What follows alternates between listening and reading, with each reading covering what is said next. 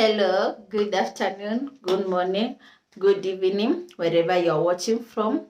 Welcome again to this channel. It is Jacqueline Kinoti again, your transformational life coach. So today I'll be talking about signs of unresolved traumas in relationships. How can you be able to identify if you have unresolved traumas in the kind of relationship you're having today? And one of the signs is having trust issues. Sometimes when you've grown up, when maybe someone broke your trust, or you couldn't trust someone, or they did things that they could not be trusted, now you've grown up to have these trust issues.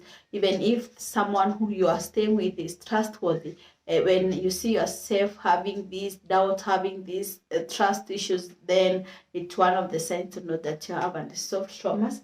The second sign is having weak or no boundaries.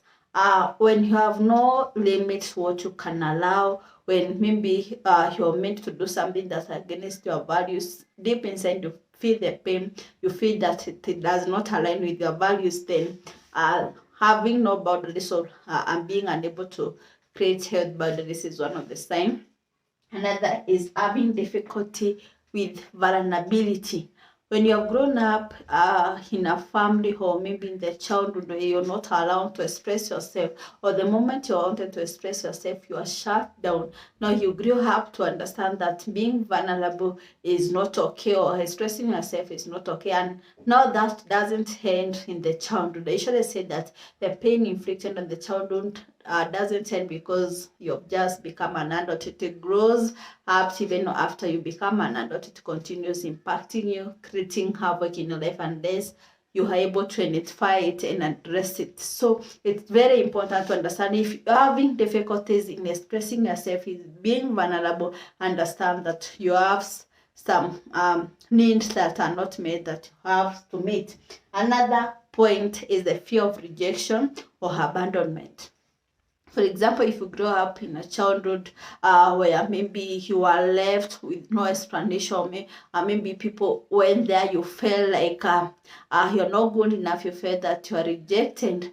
Now, when you fear rejection in a relationship, even though this relationship might be abusive, or maybe when your spouse goes and comes late at night, or maybe they were working and maybe due to the traffic, they got late. Now you start fearing that rejection, because deep inside, subconsciously, there is that fear because it has been done to you before, and that is what I'm saying.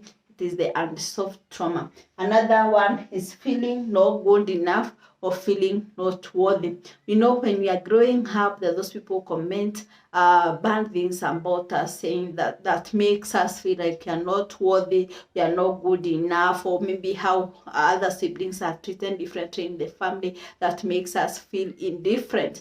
And so sometimes when you have grown up, you now want to have this relationship, sometimes you feel that we are not good enough, we are not attractive enough for this relationship. And when you feel that you are not feeling like good enough, you're not feeling that you are worthy, then understand that you have to address the traumas that have not been dealt with. Another one is doubting your relationship and despite continuous reassurance. You know, when someone is reassuring you everything is okay, then you keep on doubting, because and deep inside there is this fear of unpredictability. You don't know what, sometimes because you have grown to say sometimes things are good, sometimes things are not okay, so you are not able to predict. Now, despite this continuous reassurance, you are always doubting, will it ever be okay, will it ever be okay? And if you are the person who is having that kind of experience, understand that yes, that is one of the signs of unresolved traumas. Another one is constantly looking for signs something that is wrong. Even though there is a point you feel that even though everything is okay, you are always looking for a mistake, because even if this person is treating you right, because you are familiar with how they are treating you, so you are going to look for mistake, because how they are treating you doesn't seem familiar to how you're being used. Because I've always said that you always gravitate towards what feels familiar, even though what feels familiar is not right for us, even though what feels familiar is it's hurtful to us, we always gravitate towards that.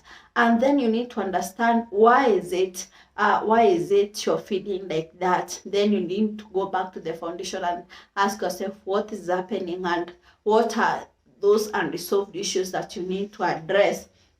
Another point is that it's having discomfort with physical touch and intimacy. Yeah, for example, when maybe someone was sexually abused, or maybe that is the way you were touched, and maybe your spouse or your partner touches you in the same way, and it reminds you of how your abuser did to you, and that makes it feel discomfort. So when you look at those things, you are able to understand what is happening with you. You're able to understand, why do I feel uncomfortable with this? Why do I am having trust issues? You're able to have that moment that you're able to reflect on yourself. I usually say that you need to gain awareness on why you do what you do, because I believe there are those factors that shapes a person to be how they are. That how you're programmed is what determines how, or the kind of things that you're going to attract in your life, and how you feel.